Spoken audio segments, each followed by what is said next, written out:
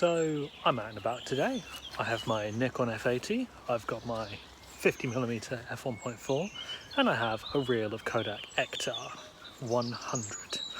I'm on my government mandated allowed outside time, and there's this lovely little stroll by my flat where I've been taking lots of photos of leaves and stuff on my Sony A7ii with also this lens.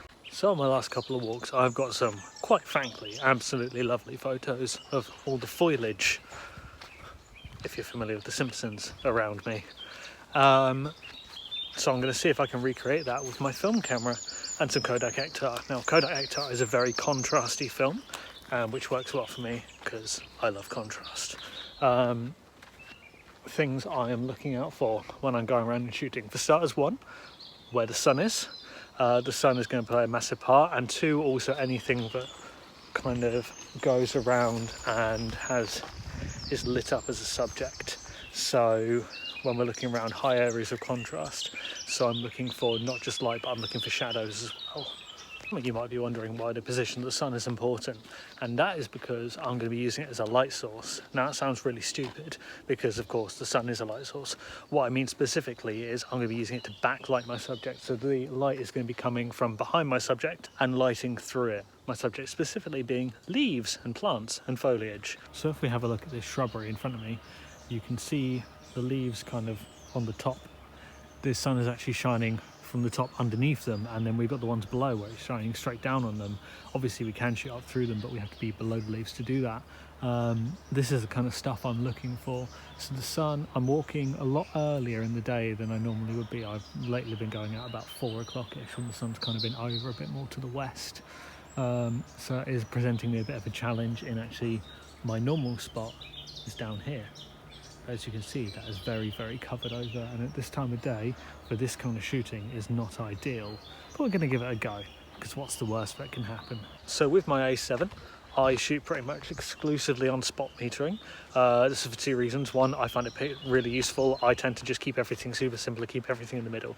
So spot metering and autofocus, I tend to shoot smack bang in the middle, and then I recompose as I need to. The other reason with the A7 Mark II is it is an electronic viewfinder, so that means what you see is what you get. So although I'm using the meter, at the same time I can also see what the image is going to look like, so that makes it super easy. It's a nice helpful tool. With this I'm going to be alternating between spot metering and matrix metering. Matrix metering evaluates the whole scene, takes colour into account as well, so I'm going to be alternating between the two just to give me options. It works okay. The leaves are a bit far away from my liking, but crucially the sun is in the background. Now one thing you need to be very careful of when shooting like this is you are shooting straight into the sun, and especially if you're using an optical viewfinder, you've got to take care, because that is essentially, well, looking straight through a lens, which is essentially looking straight with your eyes directly at the sun. So do be incredibly careful when shooting into the sun. But what I'm doing is I'm using the sun to shoot through the leaves. Now I've taken a couple of shots using spot and matrix metering here to see how they come out. I'm going to flick it onto my Sony as well so I can get a couple of comparison shots.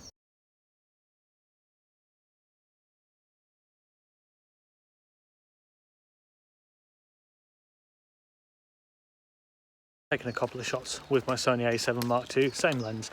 The only thing that's different is I'm using ISO 50 rather than ISO 100, but otherwise everything is exactly the same. And I'll be honest, I don't think the images I've taken are going to work particularly well based on what I've seen on the Sony. So what I'm going to do now is use the Sony to do test runs, essentially, try the photos on there, and then once I know that the shot works, I'm going to shoot it on film to save me wasting shots. This part here now, on video, this doesn't look very appealing, but if we go underneath, I refocus, and then suddenly we've got exactly what I'm on about here.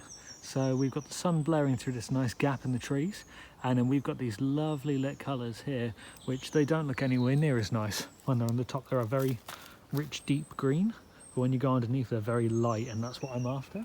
I've done a couple of test shots with the Sony, which I'll put up now, and I'm quite happy with how it looks. I'm going to switch over to the Nikon and we're going to give it a go.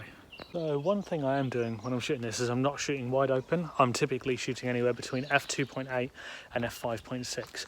The reasons are twofold. One, this lens is particularly sharp when stopped down, and two, my depth of field, even though I'm shooting at fairly close down apertures in comparison, is still going to be really tiny because the trees above are so far away, they're just going to blur right into the background and look lovely. So one thing I've come across is this set of leaves here. So you can see how in the background they've just been lit up by the sun where it's coming through a gap in the trees. So I should be able to get some fairly interesting photos of this as well.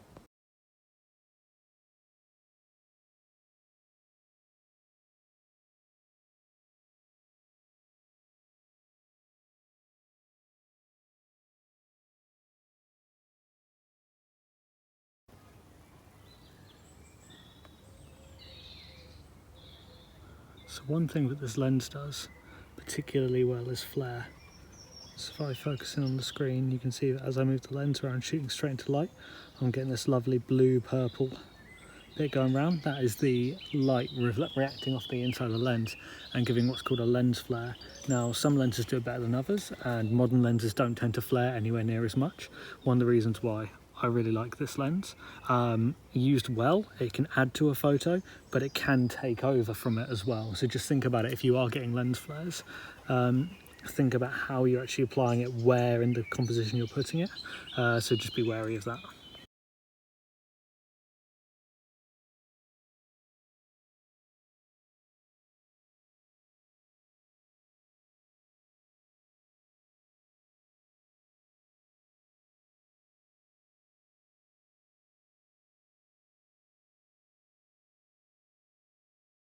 And I'm done.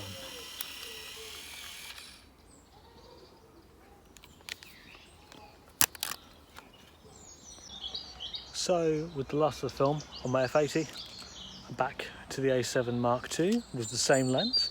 It's going to be really interesting comparing the photos from both cameras. Both are fantastic cameras, but obviously one's film, one's digital, and the main disadvantage that film has is that it's going to be me developing it and me scanning it. So I'm interested to see. I don't think the film shots will come out anywhere near as well, but that's purely through my lack of developing prowess rather than I think the camera or the shots themselves. Hopefully the shots will be pretty decent, but we'll find out. So one thing I realise I haven't really spoken about is metering the image.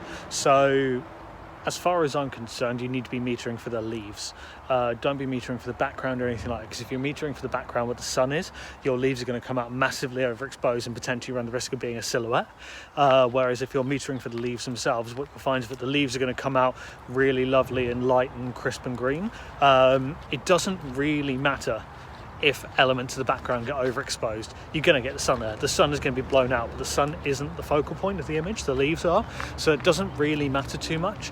And where you're shooting at that aperture of anywhere between 2.8 and 5.6, especially if you're shooting a bit closer to 2.8, that background is just going to melt away and become blurred. So there's going to be no detail there anyway, so it literally doesn't matter if you blow out the highlights.